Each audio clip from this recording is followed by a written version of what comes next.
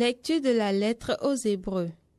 Le Christ, pendant les jours de sa vie dans la chair, offrit, avec un grand cri et dans les larmes, des prières et des supplications à Dieu qui pouvait le sauver de la mort, et il fut exaucé en raison de son grand respect.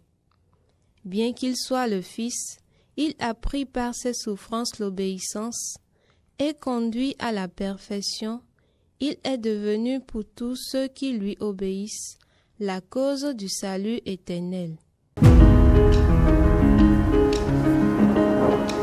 Sauve-moi, mon Dieu, dans ton amour. Sauve-moi, mon Dieu, dans ton amour. En toi, Seigneur, j'ai mon refuge. Garde-moi d'être humilié pour toujours. Dans ta justice, libère-moi. Écoute et viens me délivrer. Sauve-moi, mon Dieu, dans ton amour. Sois le rocher qui m'abrite, la maison fortifiée qui me sauve. Ma forteresse et mon roc, c'est toi. Pour l'honneur de ton nom, tu me guides et me conduis. Sauve-moi, mon Dieu, dans ton amour. Tu m'arraches au filet qu'ils m'ont tendu. Oui, c'est toi mon abri. En tes mains, je remets mon esprit. Tu me rachètes, Seigneur, Dieu de vérité. Sauve-moi, mon Dieu, dans ton amour. Moi, je suis sûr de toi, Seigneur. Je dis, tu es mon Dieu. Mes jours sont dans ta main. Délivre-moi des mains hostiles qui s'acharnent. Sauve-moi, mon Dieu, dans ton amour. Qu'ils sont grands tes bienfaits. Tu les réserves à ceux qui te craignent. Tu combles à la face du monde ceux qui ont en toi leur refuge.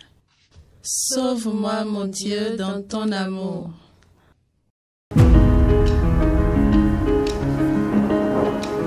Évangile de Jésus-Christ selon saint Luc. En ce temps-là, Jésus se rendit dans une ville appelée Naïm. Ses disciples faisaient route avec lui, ainsi qu'une grande foule. Il arriva près de la porte de la ville, au moment où l'on emportait un mort pour l'enterrer. C'était un fils unique, et sa mère était veuve. Une foule importante de la ville accompagnait cette femme. Voyant celle-ci, le Seigneur fut saisi de compassion pour elle et lui dit, « Ne pleure pas. » Il s'approcha et toucha le cercueil. Les porteurs s'arrêtèrent et Jésus dit, « Jeune homme, je te le donne, lève-toi. » Alors le mort se redressa et se mit à parler. Et Jésus le rendit à sa mère. La crainte s'empara de tous, et ils rendaient gloire à Dieu en disant, « Un grand prophète s'est levé parmi nous, et Dieu a visité son peuple. » Et cette parole sur Jésus se répandit dans la Judée entière et dans toute la région.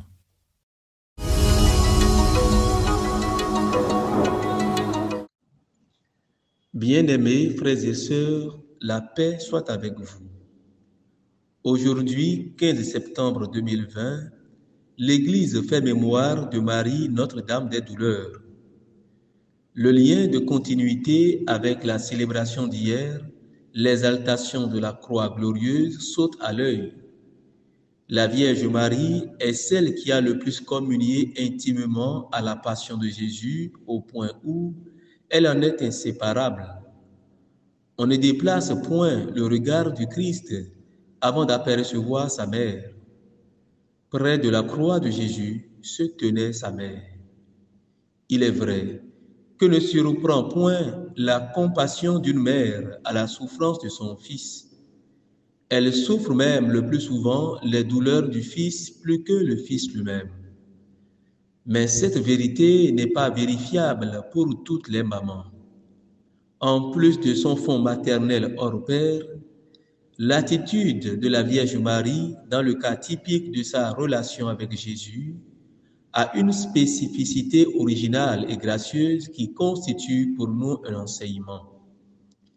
L'avènement du mystère incompréhensiblement douloureux de son Fils n'a pas trouvé la Vierge Marie opposée au plan de Dieu. Elle n'a pas vécu la passion de son Fils dans la chair, mais dans l'esprit et dans la foi. Souvent, nous craignons que les cas de mystère douloureux ne nous fassent périr et nous ripostons avec toutes sortes de moyens humains, perdant de vue que seules les voies de salut de Dieu sont dépositaires des secrets de la vie et les seules capables de toucher nos problèmes à leurs racines. L'un de ces secrets est le suivant. En conjuguant la foi et la croix, on ne périt pas, on ne périt jamais, bien au contraire. Plus que par la maternité de Jésus, la Vierge Marie a attiré le regard de Dieu sur elle en partageant et en consommant la passion de son Fils avec lui. Marie a porté sa croix derrière son Fils et l'a suivi. Voilà pourquoi elle n'a pas péri, mais elle a été glorifiée. Notre-Dame des douleurs est la même que Marie, Reine couronnée de gloire. Qu'elle intercède pour nous. Amen.